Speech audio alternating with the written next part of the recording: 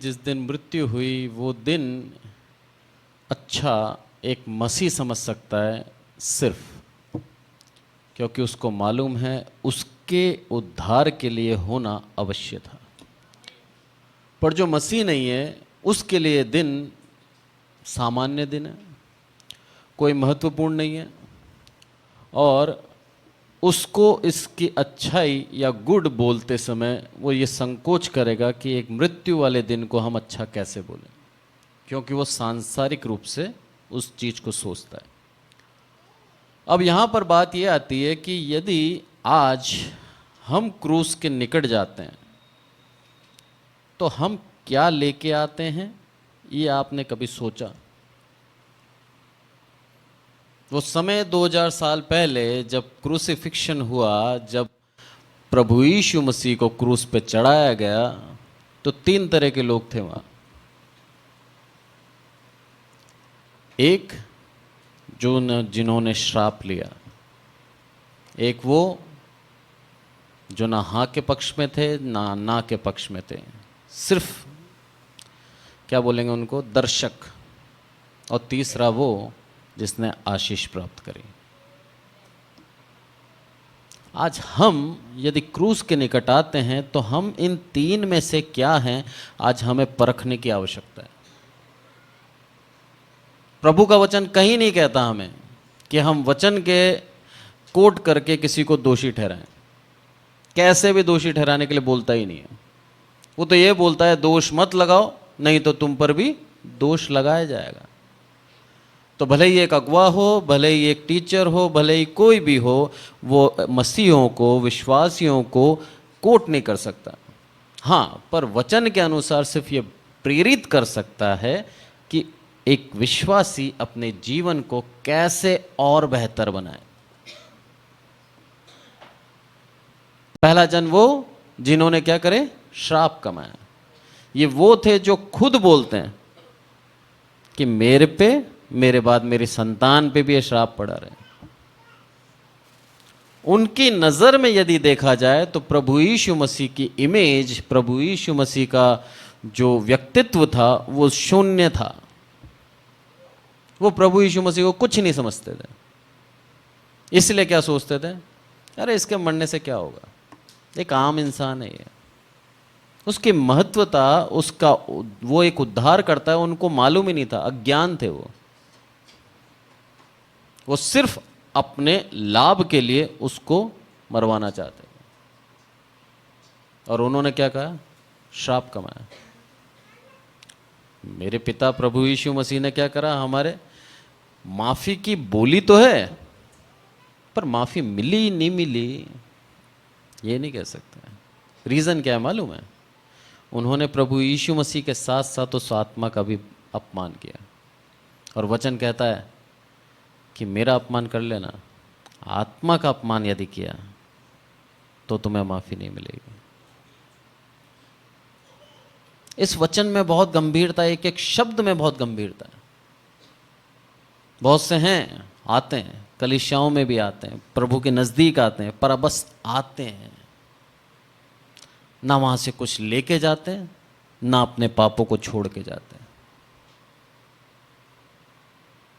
अब चुनाव हमारे ऊपर है, या तो हम उसके नज़दीक आएं तो या तो श्राप कमा लें, या सिर्फ दर्शक बन के आएं, या फिर उस डाकू के समान आशीष प्राप्त करें। वही था, पापों का दंड भोग रहा है, और प्रभु यीशु मसीह से क्या बोलता है, तेरे राज्य में जब तू आए तो मेरा सुध ही ले लेना। प्रभु यीशु क्या बोलता है, आज ही आशीष प्राप्त करें तेरे को, आज ही स्वर्ग राज्य जाएगा। अरे कल होगा, भविष्य में देगा, कभी नहीं कहता प्रभु, आज इसी समय देगा तुम्हें। उस डेडिकेशन के साथ उसके करीब आओ, उस पूर्ण हृदय के साथ उसके मानो, आज के दिन आपको उद्धार मिलेगा। यह है परमेश्वर का वो गुड फ्राइडे का शुभ संदेश जो आज हमें वो देना चाहता है। अब एक और बात होती है, मेरे दिमाग में भी बैठे बैठे आई, कि पूरी दुनिया के लिए उसने क्या करा, अपने आप को बलिदान किया, है ना। यहाँ पर बच्चा एक छोटा सा यहाँ पर है, मेरे घर में एक छोटा सा बच्चा है, एक ये बच्ची बैठी है ना। छोटे छोटे बच्चे जो बोलना नहीं जानते अभी, आज उन बच्चों को हम हाड़ौती सिखा सकते हैं, ठीक, इंग्लिश, फ्रेंच, इटाली, जो भाषा आप चाहो उसको सिखा सकते हो, सिखा सकते हैं ना। बस फ़र्क क्या है मालूम है, उस बच्चे को उस एनवायरनमेंट में रखना पड़ेगा। और इन बच्चों में से भी हर एक बच्चा सक्सेसफुल नहीं बनेगा।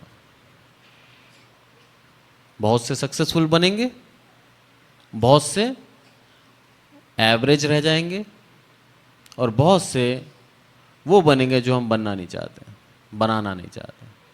ये जीवन की सच्चाई है। अब इसके पीछे कारण आप देखिए तो कई कारण हैं।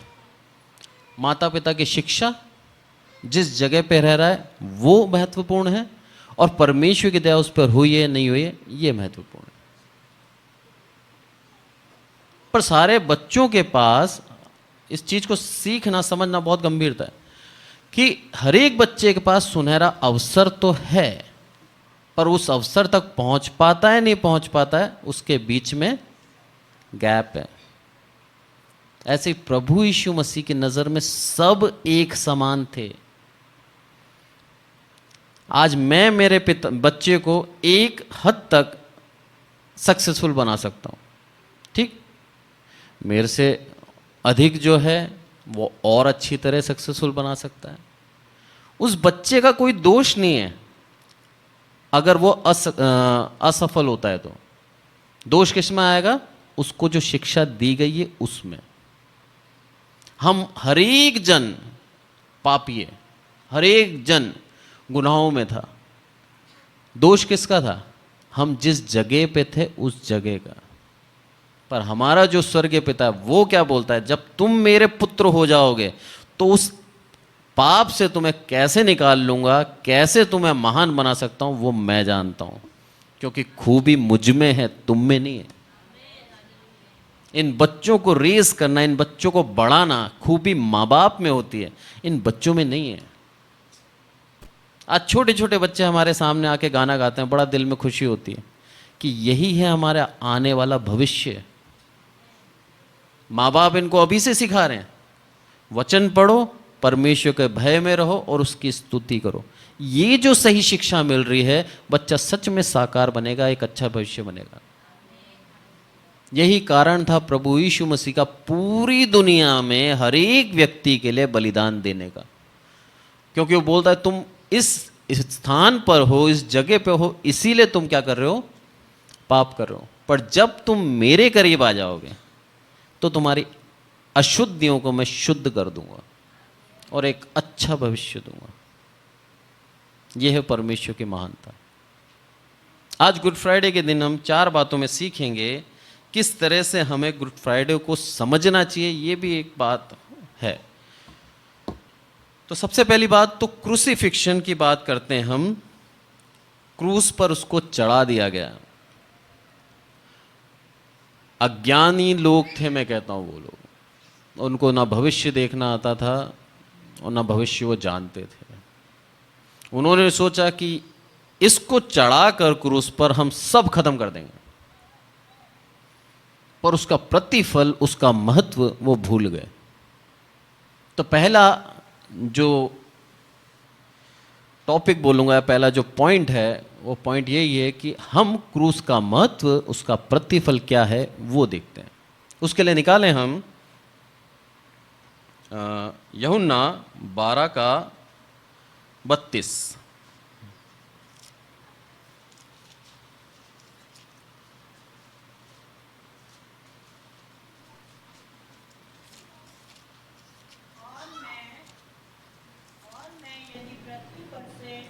ऊंचे पर चढ़ाया जाऊंगा तो सबको अपने पास खींचूंगा।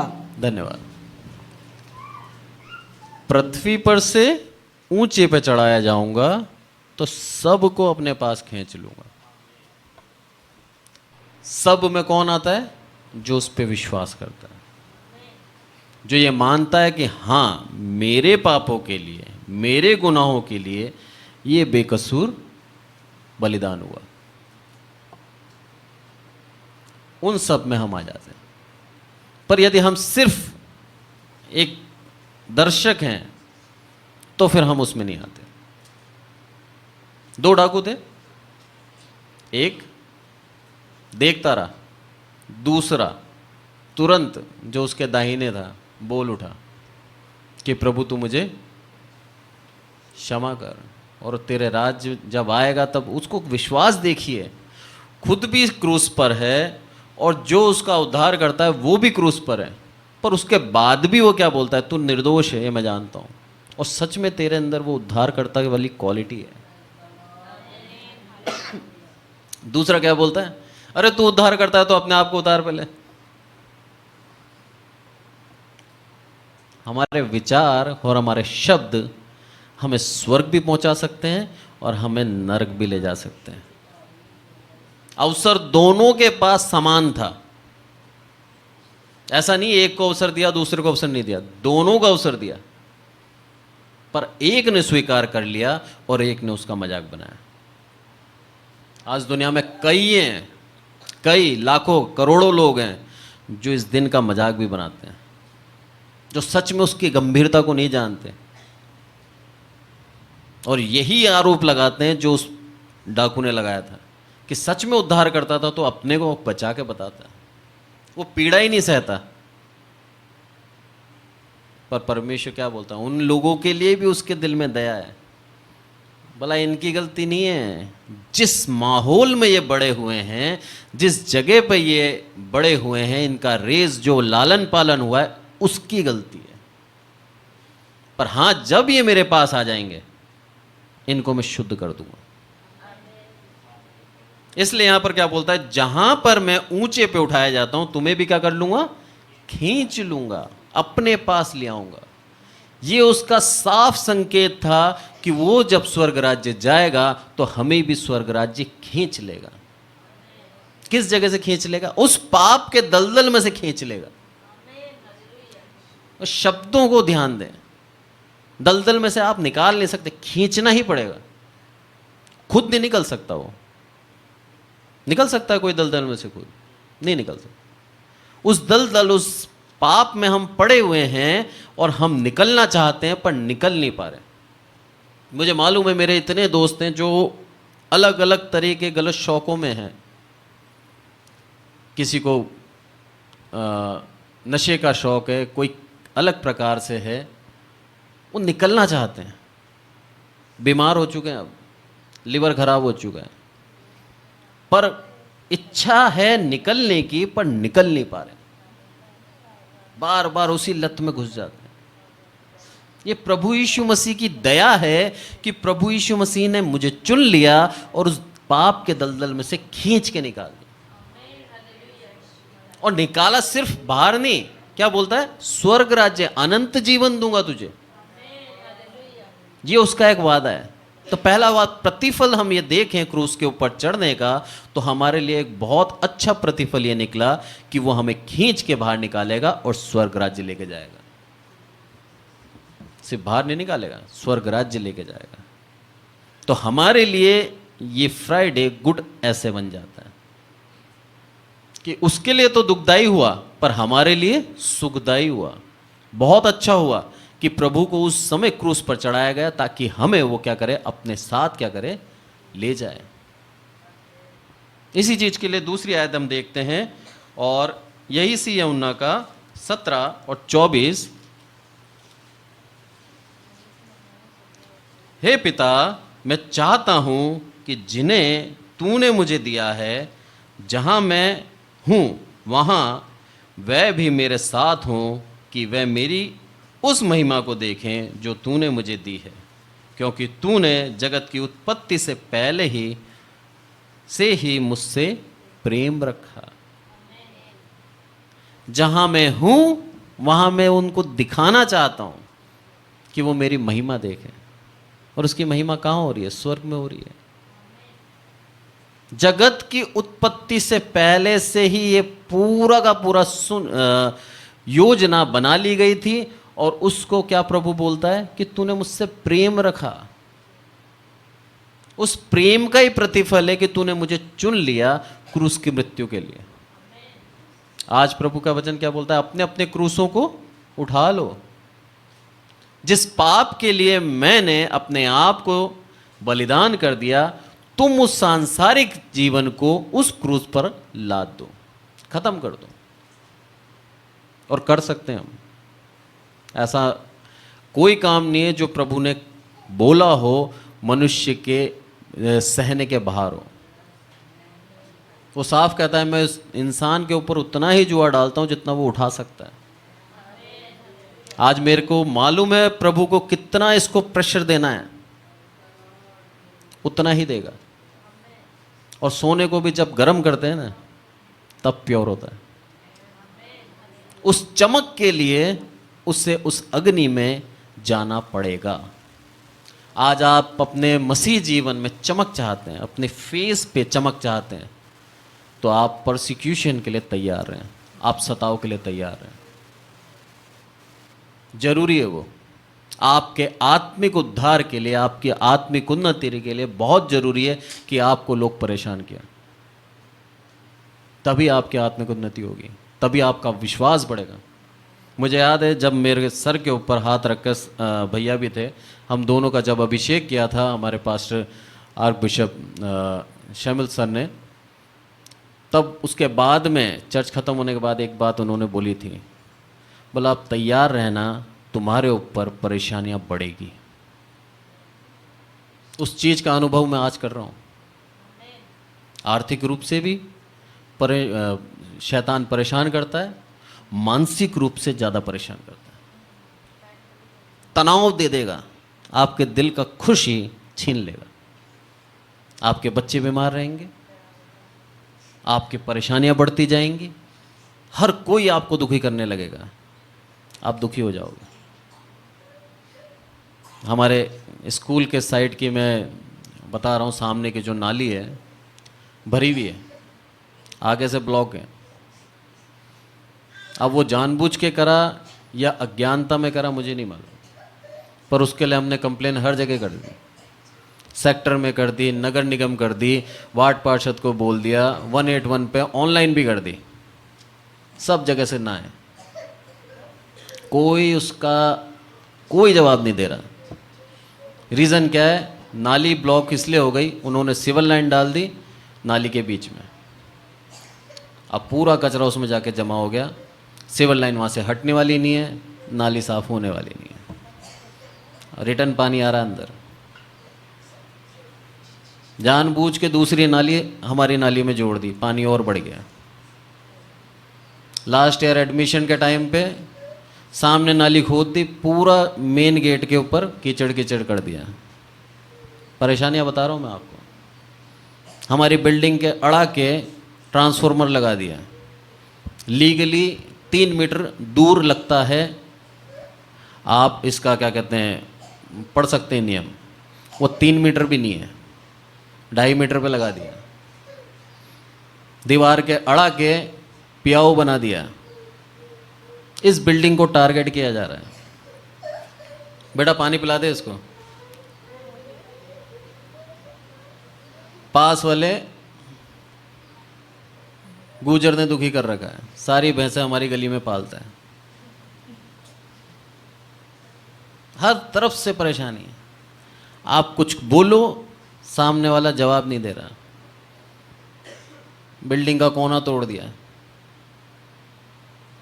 परेशानी पे परेशानी, परेशानी पे परेशानी, इतना चिढ़ा देता है शैतान कि आपकी इच्छा होती है सब छोड़ के चला जाऊं,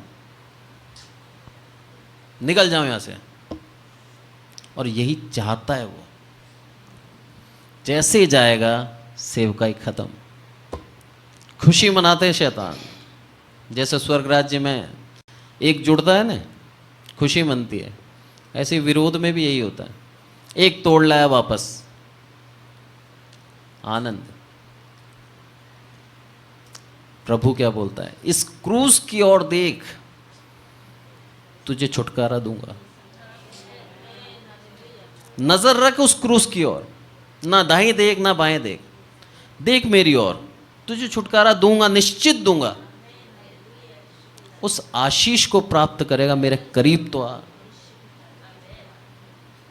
ये प्रतिफल था उसका, उसके करीब गया, उसको आशीष मिली।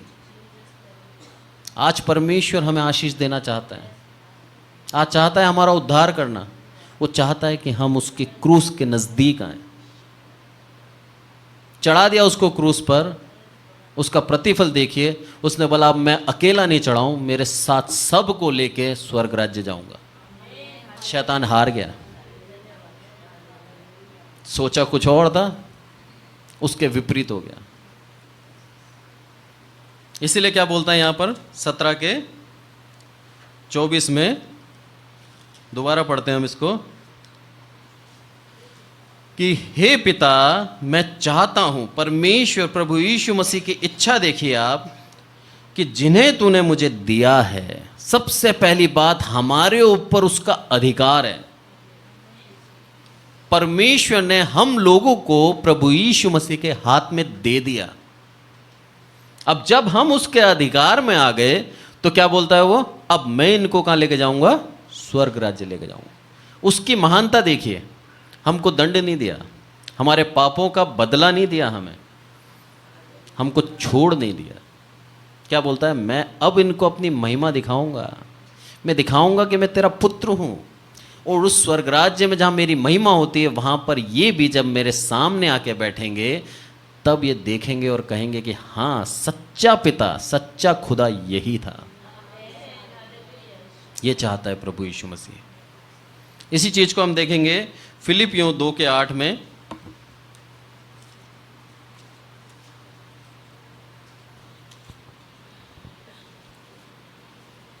यहां पर क्या कहता है वो, और मनुष्य के रूप में प्रकट होकर अपने आप को दीन किया। यह है सबसे बड़ी बात, अपने आप को दीन कर लेना। और यहां तक आज्ञाकारी रहा कि मृत्यु, हां क्रूस की मृत्यु भी सह ली। यह है प्रभु यीशु मसीह की महानता। यहां तक आज्ञाकारी रहा कि उसने क्रूस की मृत्यु को क्या कर लिया, सह लिया। आम बात नहीं है। मैं बैठे बैठे अभी सोच रहा था, मैंने कहा यहाँ अगर एक ऑलपिन दे दूँ मैं किसी को, तो बोलूँ आज लगा के देखें कौन आर पार कर सकता है ऑलपिन, सोच के ही घबराहट हो जाती है। सोचिए कितना मोटा कीला था वो, उस दर्द को उसने सह लिया हमारे लिए। हमारे पाप इतने गंभीर थे, हमारे पाप इतने बेकार थे, मैं कहूँगा, कि उसके शरीर का एक एक लहू का कतरा बहाना पड़ा, तब जाके हम साफ हुए हैं। उस चीज को हम याद रखें। ऐसे ही उद्धार नहीं मिल गया है, उसने अपने शरीर का एक एक बूंद हमारे लिए दिया है, मोल लेके खरीदा है हमें, और उसका दाम बहुत गंभीर था। आज पैसा होता ना तो कोई भी अमीर खरीद सकता था, पर पैसा नहीं था वो, उसके शरीर का लहू था, जो आज्ञा में लिखा था कि पाप बलि यदि तुम्हें देनी है तो उस पाप बलि पशु का पूर्ण रूप से एक एक खून का लहू बहाना पड़ेगा उस वेदी पे। आप यदि क्रूस के बलिदान को पाप बलि से जोड़ेंगे तो आपको लगेगा कि हाँ, पूर्ण रूप से पाप बलि दी है। पाप बलि देने का एक महत्व था, पाप बलि देने की एक रीति थी कि जो बलि पशु है निर्दोष होना चाहिए, नर होना चाहिए। मेरा प्रभु निर्दोष नर। वेदी के चारों अलंग, चारों कोने पे पाप बलि पशु का लहू उंडेलना पड़ता था।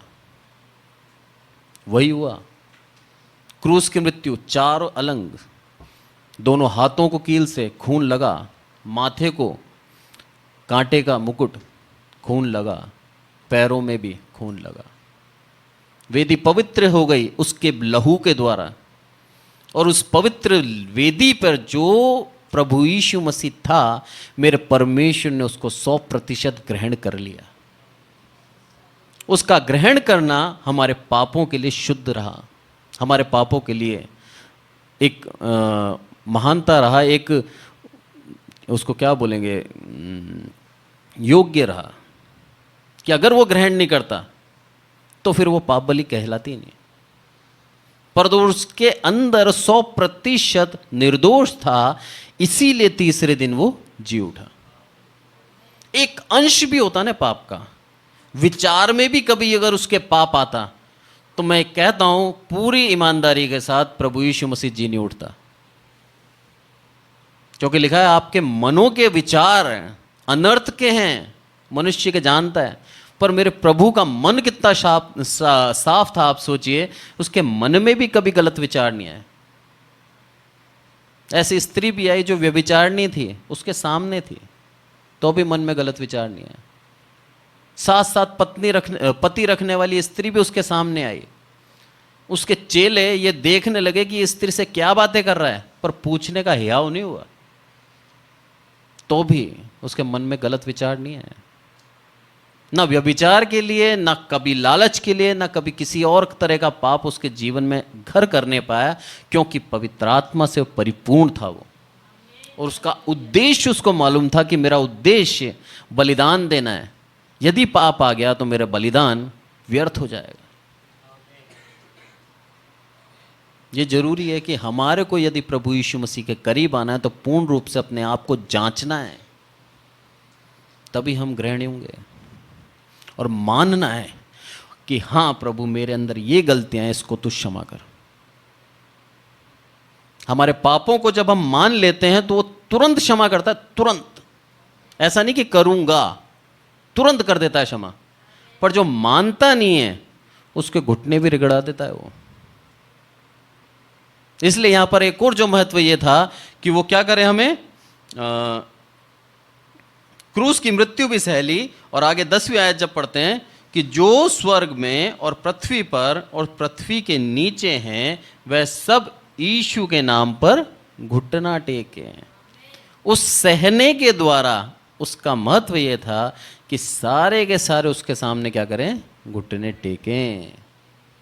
आज यदि हम उसके सामने घुटने टेकते हैं तो कुछ गलत नहीं करते, उसकी आज्ञा के अनुसार है ये कि घुटने टेकें। और आगे लिखा है कि हर एक जीव अंगीकार कर ले कि यीशु मसीह ही प्रभु है। ये है मेन बात। हमारे जीवन का प्रभु कौन है? प्रभु यीशु मसीह। तो पहला पॉइंट तो यही है कि उसके क्रूस का महत्व हमें मालूम होना चाहिए, उसका प्रतिफल क्या है ये हमें मालूम होना चाहिए। दूसरे पॉइंट की यदि हम बात करें तो ये है वो कि उसकी पीड़ा महसूस करना। जब तक हम उसकी पीड़ा महसूस नहीं करेंगे तब तक हम उससे वो प्रेम नहीं कर पाएंगे जो प्रेम उसने हमारे साथ किया। आज कई जगह पे इतना साइंस आगे बढ़ गया है, किडनी ट्रांसप्लांट हो जाती है, लिवर ट्रांसप्लांट हो जाता है, हम आंख भी दे देते हैं, है ना, ऑर्गन से एक दूसरे को दे पा रहे हैं। सोचिए यदि मैं पीड़ित हूं, अभी जैसे लालू यादव का उदाहरण ले लेते हैं हम, उसकी बेटी से उसने क्या कर लिया, ले ली साहब, किडनी ले ली, एक उसके पास एक बेटी के पास। बेटी का जीवन भी अदर झूल में, उसका जीवन भी। पर उसके बावजूद भी आप अगर उन दोनों बाप बेटी के रिश्ते को अगर देखें तो दोनों में प्रेम कितना था, ये सोचिए आप। कि अपने पिता के लिए जो इस अवस्था में है कि बुजुर्ग है, किडनी लेने के बाद भी मैं समझता हूँ इतना ज़्यादा क्या चलेगा, खींच के 20 साल 15 साल, पर वो तो जवान है, उसका तो पूरी जिंदगी थी, उसको पूरा जीवन भर परहेज करना है। और किडनी ट्रांसप्लांट होना आसान नहीं है, जो मेडिकल वाले जानते हैं। उसके बाद जिसने दी है डोनर, उसकी भी दवाइयाँ चलती हैं, और जिसने ली है किडनी उसकी भी दवाइयाँ चलती हैं। 30-30, 35-35 हज़ार मंथली की दवाइयाँ चलती हैं। मेरा एक पेरेंट्स है जिसने अभी ट्रांसप्लांट कराया, बोलता है सर 35,000 रुपये की दवाई मेरी और मेरे पिता की चलती है मंथली। सरकार दे रही है क्योंकि गवर्नमेंट हॉस्पिटल, गवर्नमेंट एम्प्लॉय था वो। एक आम इंसान कर सकता है क्या? नहीं कर सकता। तो उस प्रेम को अगर हमें देखना है तो उस पीड़ा को समझना होगा। आज उस पिता के लिए अपनी पुत्री बहुत महान हो गई, क्योंकि उसको मालूम है मेरी बेटी ने भी वही पीड़ा सही है जो मैंने सही है। उस पीड़ा से गुजरी है वो। आज यदि हम प्रभु यीशु मसीह से प्रेम करते हैं और जब हमारे ऊपर समस्याएं आती हैं, पीड़ाएं आती हैं, तो हम सौभाग्यशाली हैं कि प्रभु हमें उसका प्रेम समझा रहा है, बता रहा है कि हाँ सच में इतना प्रेम इसने मुझसे किया तो मेरे लिए सह भी। हम सौभाग्यशाली हैं। इसलिए यहां पर क्या बोलता है, मेरे पिता ने मुझसे प्रेम किया जगत से पहले ही। वो प्रेम क्या था? उसको चुन लेना बलिदान के लिए। आज किसी पुत्र को हम चुन लें बलिदान के लिए, वो बोलेगा कि तूने मुझसे प्रेम किया? ये बोलेगा मैं ही मिला था क्या, बड़े वाले को चुन लेता है? पर प्रभु यीशु मसीह की उदारता देखिए आप। उसने क्या बोला? इसने मुझसे प्रेम किया है। इसलिए यहां पर क्या बोलता है, इसके लिए निकालें आप 2 कुरिन्थियों 5 का 14 और 15। कोई पढ़े? 2 कुरिन्थियों 5 का 14 और 15। क्योंकि मसीह का प्रेम हमें विवश कर देता है, इसलिए कि हम यह समझते हैं कि जब एक सबके लिए मरा तो सब मर गए, और वह इस निमित्त सबके लिए मरा कि जो जीवित है वे आगे को अपने लिए न जिए, परंतु उसके लिए जो उनके लिए मरा और फिर जी उठा। ठीक, उस पीड़ा को आप समझिए। क्या बोलता है यहां पर? क्योंकि मसीह का प्रेम हमें विवश कर देता है। किस बात में विवश कर देता है? कि उसने हमारे लिए अपने प्राणों को दिया, तो हम भी सांसारिक रूप से अपने प्राणों को दे दें। छोड़ दे सारी अभिलाषाएं, छोड़ दे सारे सपने खुद को उन्नत करने के। हमारे द्वारा प्रभु यीशु मसीह की महिमा हो रही, वो सपने रखें। पर हाँ, खुद के लिए कि प्रभु मुझे एक मर्सिडीज दे दे, प्रभु मुझे एक बंगला दे दे, प्रभु मुझे ये दे दे, प्रभु मुझे ये दे दे, ये सारी जो मुझे दे दे वाली बात है ना, ये त्यागनी पड़ेगी। क्योंकि प्रभु आपको देने नहीं आया, आपके द्वारा अपनी महिमा करना चाहता है। पर ऐसा नहीं है कि वो आपको आशीष नहीं देगा, देगा। सुलेमान राजा से हम सीख सकते हैं। उसने पहले क्या बनाया? परमेश्वर का मंदिर बनाया। वो जब मंदिर बनाया ना, उससे भव्य उसका महल बना। प्रभु यीशु मसीह देखना चाहता है हम कितना उसके लिए कर सकते हैं। इसलिए यहां पर क्या बोलता है कि वो कि जब सब के लिए एक मरा तो सब मर गए। किस बात में मर गए? अपनी सांसारिक अभिलाषाओं में मर गए, खत्म कर दी उन्होंने अपने जीवन से। और आगे बोलता है कि वे आगे के लिए न जिए, परंतु उसके लिए जो उनके लिए मरा और फिर जी उठा। अपने लिए ना जिए, अब हमें उसके लिए जीना। ये चीज हमें याद होनी चाहिए। आज हम ये संकल्प करें कि अपने लिए तो हम जीते आ रहे हैं सालों से, आज हम प्रभु यीशु मसीह के लिए जीना आरंभ करें। जब हम ऐसा करेंगे तब हमारे पास जो है ना, उसमें संतुष्ट होना सीख जाएंगे। फिर हमारी इच्छा ही नहीं होगी हमारे को ये भी चाहिए, वो भी चाहिए, कुछ भी चाहिए। क्योंकि हमारा मेन मोटिव क्या है? प्रभु यीशु मसीह के लिए जीना। ऐसे बड़े बड़े महान परमेश्वर के दास हैं। अभी कुछ दिन पहले हमारे चर्च में भी आए थे। चर्च में नहीं, एक्चुअली अपने कोटा से गुजर रहे थे। उनको रात में सोने की जगह नहीं थी। उनकी सेवकाई मैं बताता हूँ। पूरे इंडिया में घूमते हैं बाइक पे, 2 जने, दोनों पास्टर हैं। और दोनों के दोनों पास्टर एक ऐसे माहौल से निकल के आए हैं जिनको हम सोच नहीं सकते। अविश्वासी थे और बॉम्बे के अंदर गुंडे थे। परमेश्वर ने उनको चुना। अपने अधर्मों को उन्होंने मान लिया उस क्रूस के आगे। ये वो लोग हैं जिन्होंने पाप किया, अंगीकार किया और आशीष पाई।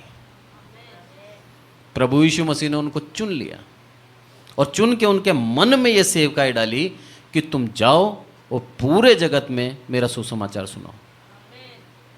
कोई पैसा नहीं है, कोई धनी नहीं है, ऐसा नहीं है कि लूट के उन्होंने बहुत पैसा कमा लिया हो।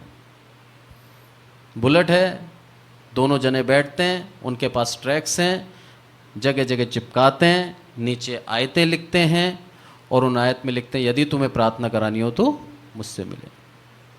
रात में सोने की जगह नहीं, मेरे भाई के पास फ़ोन आया, जहाँ से आए थे वो अलवर से, तो वहाँ अलवर वाले मेरे भाई को जानते हैं, उन्होंने कहा इमानुअल में या आपकी जगह कहीं भी इनको रखने का एक रात रुकना है इनको, फिर सुबह दोबारा निकल जाएंगे लोग। बोला ठीक है। हमारे घर के अंदर काम चल रहा था, जगह थी नहीं तो भैया वहीं रख देता। इमानुअल से गुजारिश करी तो सैमसन ने उनको बॉयज़ हॉस्टल में रहने के लिए दे दिया।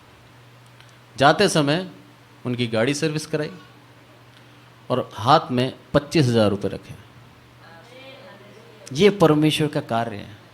उनकी जो नीड थी, जो उनको आगे जाना था, उसके लिए पेट्रोल चाहिए, उसके लिए खाना चाहिए, अगर रहना नहीं मिला तो होटल में रहें या कहीं भी रहें, छत भी चाहिए। प्रभु दास के दिल में वो मदद करी उन्होंने, वो प्रेरणा करी कि इन दोनों की ज़रूरतें पूरी कर, और वो कर दी। 25,000 रुपये अभी किसी की जेब से निकाल सकते हो क्या आप? 25 रुपये नहीं निकाल के देता। क्यों दी? उन प्राथमिकता दोनों पास्टर ने किसको दी? परमेश्वर को, बिना सोचे समझे।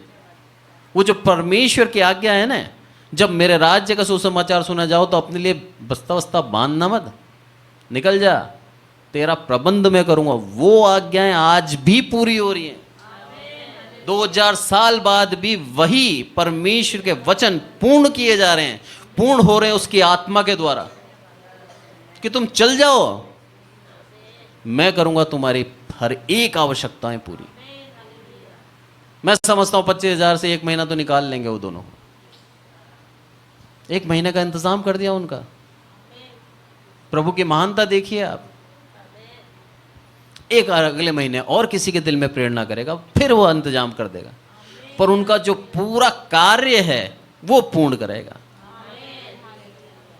जो कार्य हमें दिया गया है ना, उस कार्य को पूर्ण करेगा। शैतान सबसे पहले क्या करता है? हमको ये एहसास दिलाता है कि हम किसी काम के नहीं हैं। ये शैतान की एक आदत है। जीवन के अंदर निराशा और जीवन के अंदर ऐसे उलझने पैदा कर देता है कि हम सोचते हैं हम किसी काम के नहीं हैं। पर परमेश्वर ये बार बार वचन के द्वारा ये बताता है कि हर एक व्यक्ति जितने भी हैं इस संसार के अंदर, सबको विशेष उद्देश्य के लिए उसने इस जगत में पैदा किया है। हम हमारे उद्देश्य से भटक गए। जब प्राप्त हो जाएगा उद्देश्य तो ऑटोमेटिक हम क्या करेंगे? सही लीक पे आ जाएंगे। हमारी योग्यता हमारी एजुकेशन नहीं है, हमारी योग्यता हमारे पाप का अंगीकार है, बस वो है हमारी योग्यता। तीसरे पॉइंट पे यदि हम जाएं तो प्रेम और क्षमा, ये चीज हम देखते हैं।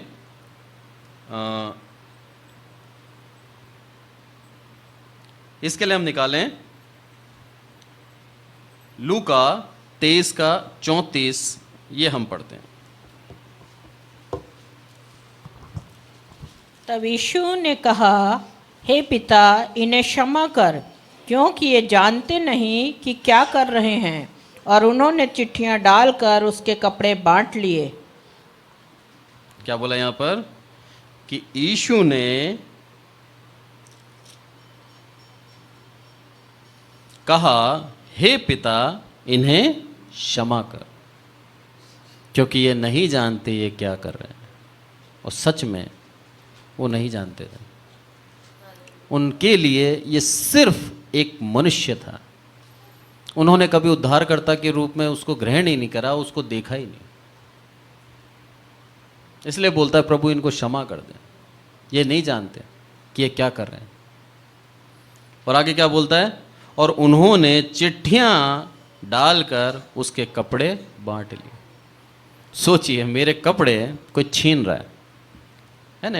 इमेजिन करिए, मैं सामने हूँ, आप आए 4 आदमी, कपड़े छीन रहा है, घड़ी छीन रहा है, मेरा मोबाइल ले रहा है, जो कुछ है मेरे पास सब ले रहा है। बेइज्जत कर रहा है मुझे, और मैं उनके लिए कह रहा हूँ प्रभु इनको क्षमा कर। बोल सकते हैं? नहीं बोल सकते। हमारा दिल उतना महान नहीं है, पर यदि हम प्रयास करेंगे तो एक समय आएगा प्रभु हमारे को उतना महान कर देगा। मुझे याद है मेरे पिता हमेशा बताते हैं, पीटरविल नाम का एक जर्मनी का एक पास्टर बड़े अंकल के टाइम पे आया करता था इमैनुअल के अंदर। पापा बताते हैं वो जाता पूरे कपड़े पहन के था, आता कभी शॉर्ट्स में था, नंगे पैर आ रहा है। बोला रीज़न? पर रीज़न ये था जैसे कोई गरीब दिख गया उसको जिसके पास शर्ट नहीं है, शर्ट खोलता था, शर्ट दे देता था। पैसे हैं जेब में, दूसरे को दे दिया। तीसरे को अब घड़ी बची है, घड़ी दे दी, बोला इसे बेच देना। बस जितने उसको बेसहाय दिखते थे ना सब दे देता था और वापस आ जाता था। सोचिए क्या महानता थी उसके अंदर कि उसने अपनी हर एक वस्तु को दान देने में विश्वास करा। क्यों? क्योंकि वो परमेश्वर के उस प्रेम का अनुभव कर चुका था। उसको मालूम था सबसे श्रेष्ठ उसका प्रेम है, ये भौतिक वस्तुएं नहीं है, ये तो कुछ समय के लिए हैं, खत्म हो जाएंगी। आज आप शर्ट को नई की नई को रख दो, 10 साल बाद निकालोगे वो शर्ट खराब हो जाएगी। नहीं है तो भी उसकी रंग उड़ सकता है, वो जो क्रीच है वहाँ से गल सकता है कपड़ा, कुछ भी हो सकता है। हमारी भौतिक जो चीज़ें हैं वो खराब होने के लिए ही बनी हैं और खराब होती हैं, पर उसका जो प्रेम है कल आज और युगानुयुग एक सा है। इसलिए उस चीज़ का जो तीसरा पॉइंट है मेरे इस गुड फ्राइडे के मैसेज का, वो यही है, हम उससे क्षमा और उससे प्रेम मांगे। ये उसका प्रेम था कि जिन्होंने उसके कपड़े बांट लिए उनको भी क्षमा कर दिया। इसी का 43 पढ़ें आप, पढ़े आंटी। उसने उससे कहा, मैं तुझसे सच कहता हूं आज ही तू मेरे साथ स्वर्ग लोक में होगा। आमीन, प्रेज द लॉर्ड। आज ही के दिन तू मेरे साथ स्वर्ग लोक में होगा और तू देखेगा इस पुत्र की महिमा को, देखेगा, तू एहसास करेगा जिस चीज को तूने बोला कि प्रभु मैं देखना चाहता हूं तेरी महिमा में जब तू आएगा। बोला तू भविष्य की क्या बात कर रहा है, आज दिखाऊंगा तेरे को। हम वही उससे मांगे और उसी दिन प्रभु ने जब दोनों के प्राण गए उसको स्वर्गलोक में ले जाकर अपनी महिमा दिखाई। ये उसका प्रेम देखिए आप। उस डाकू के साथ जब वो कर सकता है ना तो हमारे साथ भी करेगा। विश्वास रखिए, विश्वास रखिए। आपको भी उसने चुन रखा है, आपको भी उसने क्षमा कर रखा है, आपको भी उसने उस योग्य बना रखा है कि आप स्वर्ग राज्य जाएंगे। और अंत में जब हम देखते हैं चौथी बात कि आज हम उसके करीब आते हैं क्रूस पे, तो हम क्या प्राप्त करते हैं, हम क्या लेके जाते हैं। तो उसके लिए आप निकालें लास्ट आयत यूहन्ना और उसका 12 का 35 और 36।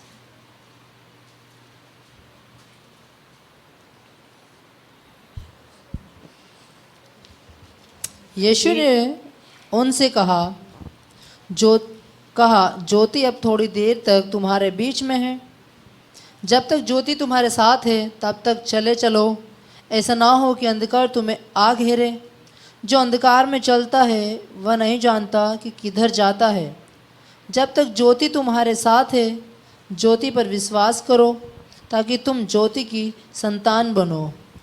आज हम जब उसके करीब आते हैं तो प्रभु यही हमें आशीर्वाद देता है कि तुम ज्योति की संतान बनो। प्रभु नहीं चाहता हमें किसी और के संतान बनाना। प्रभु नहीं चाहता कि हम पाप में गिरे रहें। प्रभु नहीं चाहता कि हम हमारे अधर्मों के अंदर ही पड़े रहकर नाश हो जाएं। नहीं चाहता। वो क्या बोलता है, अरे जिस ज्योति की तुम बात कर रहे हो वो अभी सांसारिक रूप में तो कुछ समय के लिए तुम्हारे पास, पर आत्मिक रूप से तुम्हारे अंदर ठहर जाएगी। आज हमारे अंदर आत्मिक रूप से उस ज्योति को उसने ठहरा दिया है उसकी आत्मा के द्वारा। आज हमारे दिल में है। प्रभु यीशु मसीह यहाँ वास करता है, उसके करीब हैं हम। और क्या बोलता है? उस ज्योति की संतान बनने का एक अधिकार उसने हमें दे दिया। जब हम पूर्ण मन से उसके पास आते हैं तो हम नहीं रहे, हम उसके संतान बन गए। हम एक साधारण नहीं रहे, हम योग्य बन गए, हम उसके संतान बन गए और हम उसके राज्य में जाने के अधिकारी बन गए। क्योंकि राजा के महल में जाने से प्रिंस को कोई नहीं रोक सकता। रोक सकता है कोई?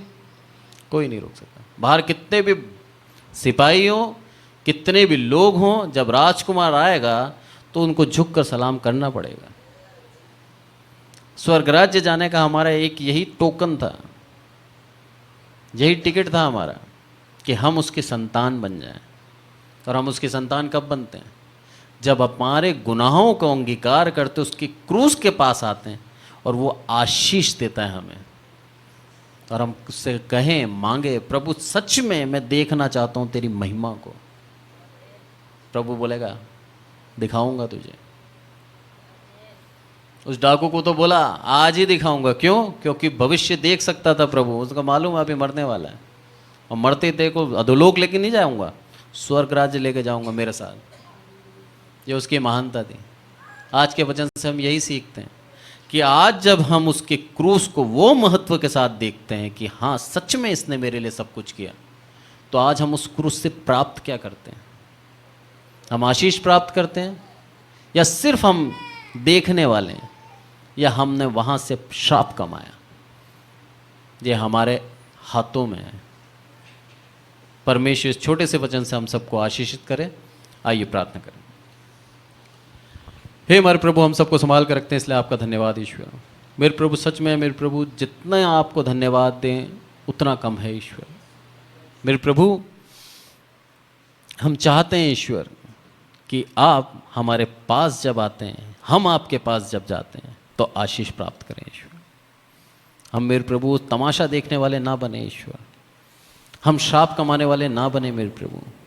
हम सिर्फ और सिर्फ आशीष के भागीदार हों ईश्वर, और आपके राज्य में हम प्रवेश करें ईश्वर। आपकी महिमा को देखें मेरे प्रभु, वो देखने का सौभाग्य हमें मिले ईश्वर।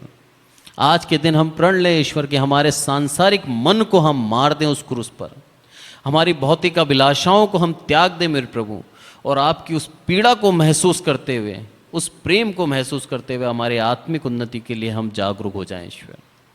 मेरे प्रभु आपकी दया और आपकी करुणा से हो सकता है, और कुछ भी हमारे अंदर योग्यता नहीं है ईश्वर। सिर्फ और सिर्फ आपकी दया से ही मेरे प्रभु हम उस चीज़ को प्राप्त कर सकते हैं ईश्वर। मेरे प्रभु यहाँ बैठे हर एक विश्वासी को आपके हाथों में सौंपते हैं मेरे प्रभु। इनके मन में एक अच्छी प्रेरणा देना ईश्वर कि आपकी आशीष से भागीदार हों ईश्वर, और मेरे प्रभु अपने जीवन को और बेहतर जीने के लिए मेरे प्रभु प्रयास करते रहें प्रतिदिन ईश्वर। क्योंकि पौलुस कहता है मेरे प्रभु प्रतिदिन दौड़ता हूँ मैं, और मेरी दौड़ अभी ख़त्म नहीं हुई ईश्वर। मेरे प्रभु आपने अपने जो जिम्मेदारी आपको दी गई थी मेरे प्रभु पूर्ण रूप से 100% निभाया मेरे प्रभु, और पूर्ण किया ईश्वर आपने। वो आपका मेरे प्रभु एक महानता थी ईश्वर। हमें जो जिम्मेदारी आपने दी है ईश्वर, उसको पूर्ण करने के लिए हमें एक सहायता देना ईश्वर। और मेरे प्रभु हम उसको अधूरे में ना छोड़ें ईश्वर, पर पूर्ण प्रयास करें ईश्वर कि पूर्ण रूप से मेरे प्रभु आपकी उस जिम्मेदारी को हम निभाएं ईश्वर, और उस जिम्मेदारी के अनुसार अपने जीवन को चलाएं ईश्वर। मेरे प्रभु यहाँ बैठे हर एक विश्वासी को आपके हाथों में सौंपता हूँ ईश्वर। यहाँ पर बैठे हर एक विश्वासी में से मेरे प्रभु जो जवान बच्चे हैं ईश्वर, आपके नाम के एक अच्छे गवाह बने ईश्वर। और मेरे प्रभु इस कलीसिया को बढ़ाना ईश्वर। यहाँ से मेरे प्रभु मैं चाहता हूँ ईश्वर बहुत से पास्टर्स निकले ईश्वर, बहुत से मेरे प्रभु आपके दास यहाँ से निकले ईश्वर, और जगत में मेरे प्रभु सुसमाचार को सुना दें, फैला दें ईश्वर, और आपकी सच्चाई को सबको बता दें ईश्वर कि आप एक सच्चे खुदा हैं, जीवित खुदा हैं ईश्वर, जिन्होंने हमारे लिए अपने प्राणों को दे दिया ईश्वर। सारी आदर महिमा आपको देते हैं ईश्वर। प्रभु यीशु मसीह के नाम से मांगते हैं, आमीन।